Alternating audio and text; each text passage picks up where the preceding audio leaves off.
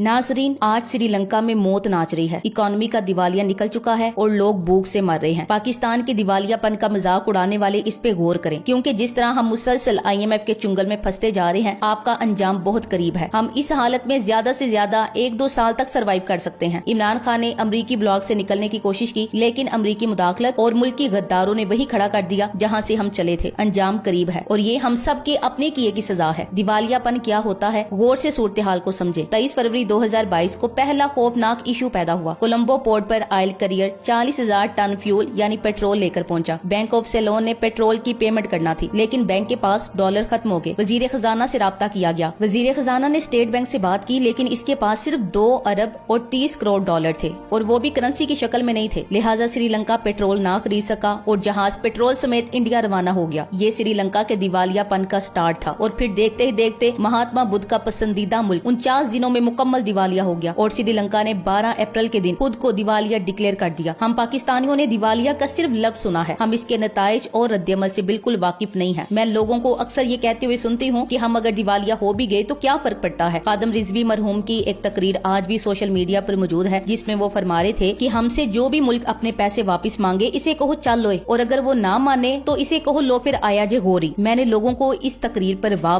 और सुभान अल्लाह भी कहते सुना है। ये आवाजें भी साबित करती हैं हम हकाइक की दुनिया से गाफिल और बेअक्ल लोग हैं। श्रीलंका में भी ऐसे ही लाखों लोग थे, ये भी हुकूमत को कहते थे कि हम अगर दिवालिया हो भी गए तो क्या फर्क पड़ता है। लेकिन आज सबसे ज्यादा यही लोग रो रहे हैं, सड़कों पर मुजाहरे हो रहे हैं और सरकारी दफ्तरों और एहलकारों को निशाना बनाया जा रहा है। मगर ये एहलकार और सरकारी महकमे अब क्या कर सकते हैं। पूरा मुल्क इस वक्त एक टूटी हुई कश्ती की तरह समंदर में हिचकोले खा रहा है और पूरी दुनिया में इसे बचाने और सहारा देने वाला कोई शख्स मौजूद नहीं है। आप अगर दिवालियापन को समझना चाहते हैं तो आप चंद एक मिसालें देख लें। श्रीलंका को 3000 मेगावाट बिजली चाहिए होती है, जबकि बिजली पैदा करने की सलाहियत 4000 मेगावाट है, लेकिन 80% बिजली थर्मल पावर प्लांट से पैदा होती है और ये प्लांट्स डीजल, फर्नेस ऑयल और कोयले पर चलते हैं। इनको चलाने के लिए डॉलर्स चाहिए और श्रीलंका के पास डॉलर्स नहीं है, लिहाजा ये पावर प्लांट्स बंद हैं और नतीजे में मुल्क में रोजाना 7.5 घंटे लोड शेडिंग होती है। सुबह 8 बजे से 1 बजे और शाम 6 से 8:30 बजे तक पूरे मुल्क में बिजली नहीं होती और लोड शेडिंग की वजह से टेलीविजन, मोबाइल फोन सर्विसेज, दफ्तर, स्कूल, अस्पताल, रेस्टोरेंट, चाय खाने और होटल बंद हो जाते हैं। ये सुनकर आपके जहन में सवाल आएगा, ये इदारे अपने जनरेटर्स क्यों नहीं चला लेते। ये चला सकते हैं, लेकिन generators diesel, petrol, furnace oil, gas और कोयले से चलते हैं और ये सहूलतें इस वक्त मुल्क में मौजूद ही नहीं है। बिजली की बंदिश से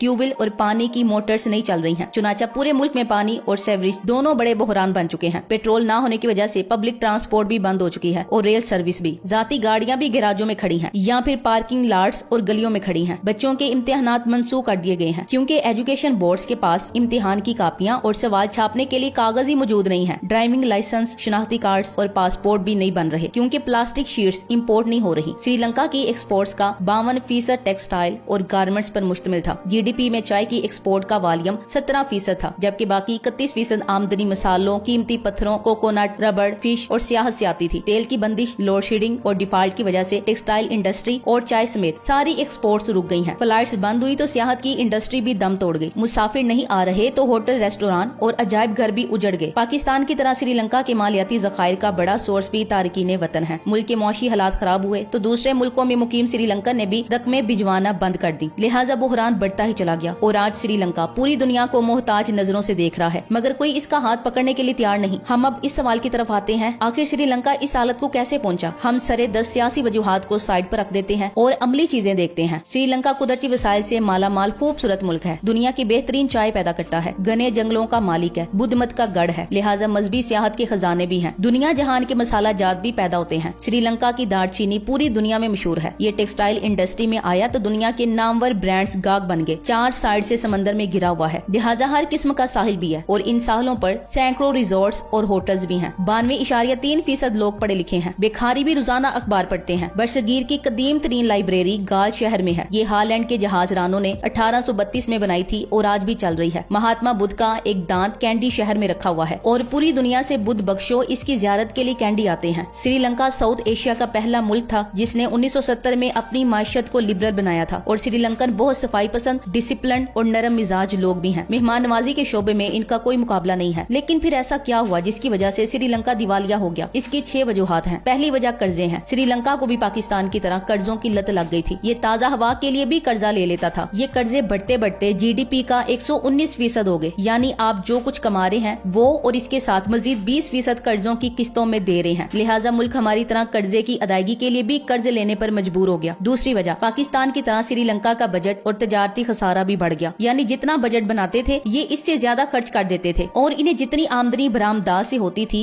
ये इससे ज्यादा रकम दरामदात पर खर्च कर देते थे। ये लोग भी हमारी तरह बेचते कम और खरीदते ज्यादा थे। तीसरी वजह, श्रीलंका में हमारी PIA और स्टील मिल की तरह 502 ऐसे सफेद हाथी थे जिन पर बजट का 20% हिस्सा खर्च हो जाता था। इन इदारों